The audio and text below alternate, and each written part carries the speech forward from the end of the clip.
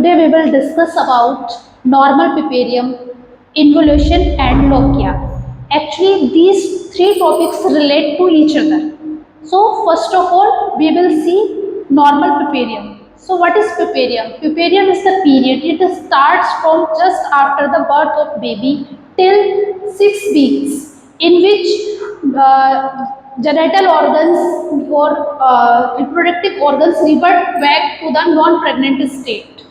So, and the duration of the puparium is 6 weeks or we can say 42 days. Means जो puparium जो हमारा normal puparium होता है वो हमारा 42 डेज का होता है और इसमें जो हमारे जेनेटल ऑर्गन्स है वो वापस अपनी revert back non pregnant state में आते हैं, तो उसको उस टर्म को हम puparium कहते हैं.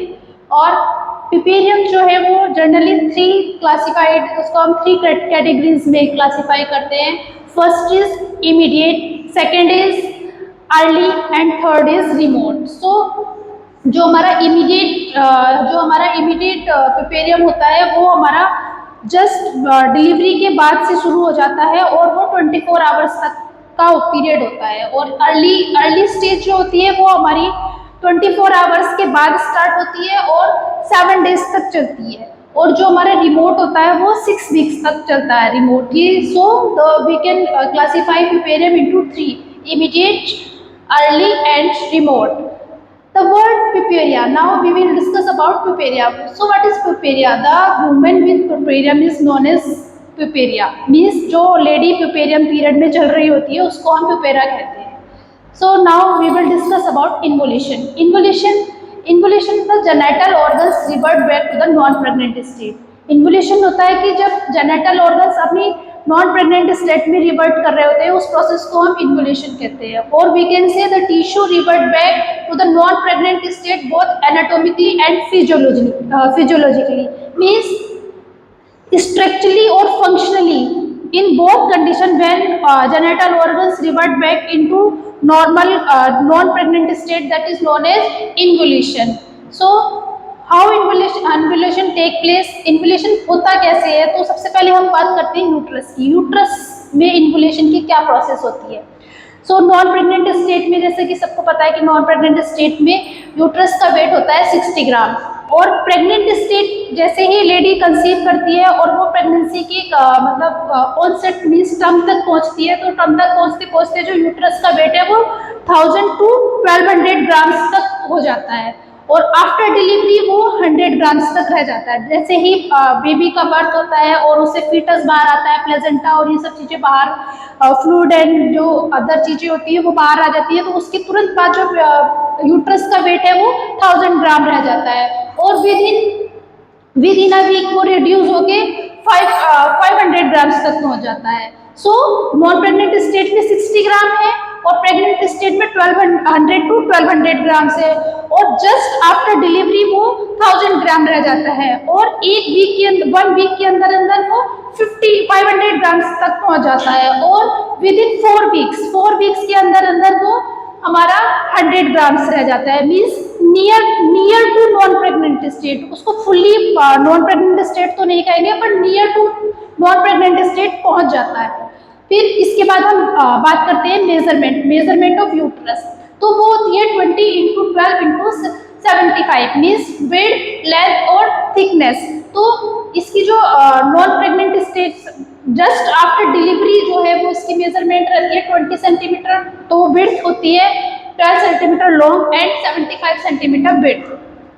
अब हम बात करें फंडल हाइट की, तो जस्ट आफ्टर डिलीवरी के जस्ट आफ्टर से ही जो फंडल हाइट है वो फ्रीक्वेंटली डिक्रीज होनी शुरू हो जाती है. मीन्स वो एम्ब्लाइकस के बिलो एम्ब्लाइकस आ जाती है. डिलीवरी फीटस के एक्सपेंशन के साथ ही जो फंडल हाइट है वो डिक्रीज होनी शुरू हो जाती है. और फिर बात करते हैं सर्विक्स की. सर्विक्स का क्या है? सर्विक्स जो है वो मतलब नॉन प्रेग्नेंट स्टेज में जब वुमेन होती है, मीन्स जब वो कंसीव नहीं किए होती है नॉन प्रेग्नेंट स्टेट में, तो उसका जो रहते हैं इंटरनल ओस होता है वो कम्प्लीटली क्लोज होता है. बट आफ्टर डिलीवरी हो तो आफ्टर जैसे डिलीवरी हो जाती है फीटस की, तो उसके बाद भी 2 फिंगर्स जो है वो सर्विक्स के अंदर एडमिट हो सकती है. बट आफ्टर 1 वीक 1 वीक के बाद क्या है, जैसे ही मतलब उसकी टोनिसिटी बढ़ती रहती है, उसके बाद वो टिप ऑफ फिंगर अलाउ करता है, बट टिप ऑफ फिंगर पे आके वो रुक जाता है, और सर्विक्स जो है वो कभी भी cervix will never revert to non pregnant state, और वो कभी भी नॉन प्रेग्नेंट स्टेट में रिवर्ट नहीं होता। Now we will discuss about lochia. Lochia क्या है? Lochia it is vaginal discharge during puerperium, जो एक डिस्चार्ज हमारा चाइल्ड बर्थ से और 6 वीक तक का होता है, जो वेजाइनल डिस्चार्ज होता है उसको लोकिया बोलते हैं। तो अब हम लोकिया को क्लासिफाई करेंगे, तो लोकिया जो है वो अपने कलर के, जो लोकिया का कलर होता है उसके अकॉर्डिंगली इसको हम जो क्लासिफाई करते हैं।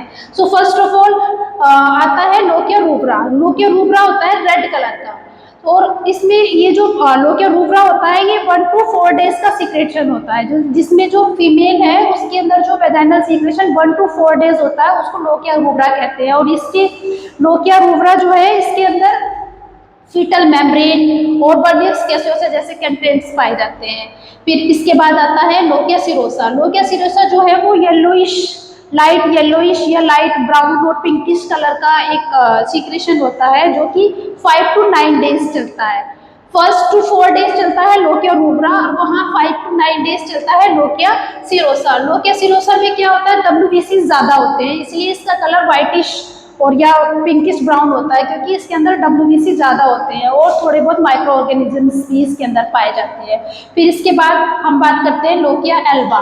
लोकिया एल्बा जो है वो वाइट कलर का एक सिक्रेशन होता है, जिस वाइटिश, प्योर वाइट नहीं, वाइटिश पिंक और वाइटिश येलो कलर का सिक्रेशन होता है, जो कि 10 to 15 डेज का सिक्रेशन होता है ये। और इसमें क्या होता है, इसमें म्यूकस मेम्ब्रेन होती है और WBC पाए जाते हैं। WBC की मात्रा थोड़ी कम होती है और म्यूकस मेम्ब्रेन थोड़ी ज्यादा अमाउंट में होती है। Now we will see the physiological change during lochia. Lochia जब मदर जो होती है वो प्यूपेरा होती है, मीन्स प्यूपेरा पीरियड में मदर होती है, तो उसके अंदर कौन कौन से फिजियोलॉजिकल चेंज देखने को मिलते हैं। तो first of all we will talk about pulse. Just after delivery, pulse will be likely raised. Why? Because of pain, because of labor pain and the pain of the delivery of the fetus, and the excitement for the see the fetus and outcomes of the delivery. So that excitement and the pulse may slightly increase the pulse rate. After that, gradually it will subside. Gradually it will subside. Means within an hour, or we can say within 2-3 hours, that will be subside. Temperature, the temperature is slightly rise, but if it is slightly rise, that is in normal condition. If it is more than 100 degrees centigrade, then that is will be abnormal condition. Now we will discuss about weight. Just after the expulsion of the fetus, just after the expulsion of fetus, the weight mother reduce their 5 to 6 kg weight, and it will continue till 6 months. If we will talk about fluid loss after delivery, just within a week it will be approx 2 liters. The fluid loss from mother that will be that occurs 2 liters, and it will continue till next 5 months. Next 5 weeks it will be 1.5 liter. If we will talk about menstrual cycle, so menstrual cycle, it is depend on lactation habit of the mother. If mother is lactating, she is giving continuous feeding to her child, that in that condition the menses will revert after 6 months. If mother is non lactating, means mother अपने बच्चे को feed नहीं करा रही है, तो उस condition में क्या है, 2 to 3 months पहले भी पीरियड आ जाते हैं। और मतलब वो डिपेंड करता है कि उसकी जो कंडीशन है वो कौन सी कंडीशन है। प्रोलैक्टिन जो इसमें जो मेंस्ट्रुएशन है वो लैक्टेशन पे हमारे डिपेंड करते हैं, बिकॉज जो ड्यूरिंग लैक्टेशन मदर के अंदर जो है वो एक प्रोलैक्टिन हार्मोन जो है वो थोड़ा ज़्यादा अमाउंट में सीक्रेशन होता है प्रोलैक्टिन हार्मोन का, और इससे क्या होता है, जो ईस्ट्रोजन और प्रोजेस्टेरोन हार्मोन होते हैं वो सप्रेस हो जाते हैं। जब प्रोलैक्टिन हार्मोन ज्यादा अमाउंट में इंक्रीज हो रहा है तो एस्ट्रोजन और प्रोजेस्टेरोन क्या है वो थोड़े से सप्रेस फॉर्म में हो जाते हैं, तो इस कारण ओव्यूलेशन जो है वो प्रॉपर नहीं हो पाता और जिसकी वजह से जो मेंसेस साइकिल है वो डिलेड हो जाता है। अब हम बात करते हैं कि हमारी क्या क्या रिस्पॉन्सिबिलिटी होती है ड्यूरिंग पिपेरियम। पिपेरियम पीरियड में मदर के लिए जो एक पिपेरिया है उसके लिए कौन कौन सी रिस्पॉन्सिबिलिटी होती है। तो सबसे पहले हम बात करेंगे मदर को पर्सनल हाइजीन मेंटेन करने के लिए। मदर को एडवाइस करेंगे कि she should follow personal hygiene, means frequently change the sanitary napkins and daily bath, hair wash and cut the nails and all these, means which things includes daily brushing and all these things. So first of all we will advise to the puerperal mother, that is personal hygiene, and second point we will advise to the mother for follow up, means follow for follow for what it means it to see the to evaluate the condition of the mother as well as the fetus। Mother और fetus की condition को evaluate करने के लिए हम क्या करेंगे, mother को फॉलो अप करने के लिए एडवाइस करेंगे।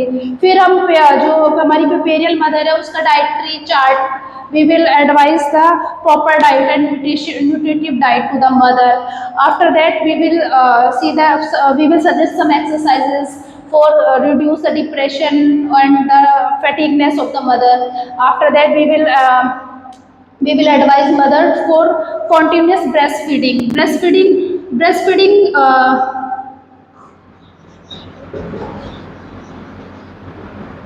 Breastfeeding is for what? Actually breastfeeding is essential for involution of the uterus, as well as mother used to give the feeding her baby, involution of the uterus take place। जैसे जैसे जितना ज़्यादा से ज़्यादा mother अपने baby को breast feed कराती है उससे उतना ही ज़्यादा जो इन्वोल्यूशन है वो हमारे यूट्रस का ज़्यादा से ज़्यादा होता है और सर्वाइकल कैंसर के चांसेस बहुत कम हो जाते हैं। और भी बहुत सारी चीज़ें हैं जो कि ब्रेस्ट फीडिंग से एक मैटरनल और फीटस का एक बॉन्ड बनता है, एक इंटरपर्सनल रिलेशन बन जाता है, मदर और फीटस का अटैचमेंट हो जाता है ब्रेस्ट फीडिंग से। So we will advice to mother for breast feeding. Mother अगर ब्रेस्ट फीड कर रही है तो उसको थोड़ा सा हम कैल्शियम डाइट के लिए और calcium and protein rich diet के लिए एडवाइस करेंगे। उसको मीन्स बोलेंगे कि फ्रीक्वेंटली स्मॉल डाइट लेती रहे ताकि उसको लैक्टेटिंग करने के बाद कुछ अदर कॉम्प्लिकेशन ना हो like weakness and all this. So I hope you understand about puerperium. इस वीडियो को लाइक करें, हमारे चैनल को सब्सक्राइब कर बेल आइकन जरूर प्रेस